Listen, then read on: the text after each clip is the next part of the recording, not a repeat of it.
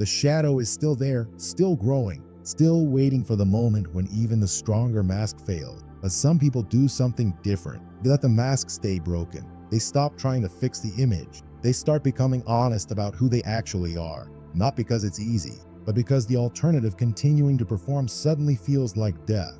The exhaustion of maintaining the fiction becomes unbearable. The gap between who they pretend to be and who they actually are becomes too wide to cross with lies anymore. This is individuation, not becoming perfect, not becoming the best version of yourself, but becoming the actual version of yourself, the whole version, the one that contains contradictions, the one that's capable of both strength and weakness, the one that wants things and also doesn't want them, the one that's ambitious and also content, the one that's selfish and also generous, all of it together.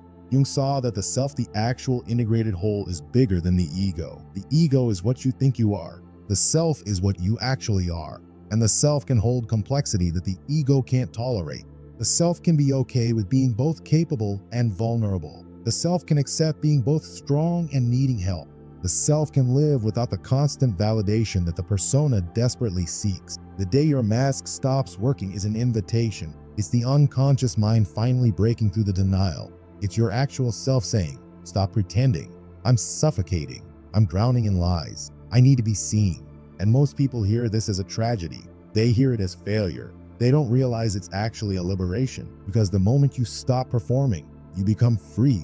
Free from the exhaustion of maintaining an image, free from the terror of being exposed, free from the constant anxiety that someone will see through the mask, free from the need to control how people perceive you, free from using other people as mirrors to validate the fiction, free from judging others for the shadow qualities you won't acknowledge. But there's a cost. The people who loved you for the persona might not love the actual you. The life you built around the image might not work for the real person. The identity everyone knew might have to die, and that's terrifying. That's why most people don't do it. The day your mask stops working is the day you discover who you actually are when no one's watching.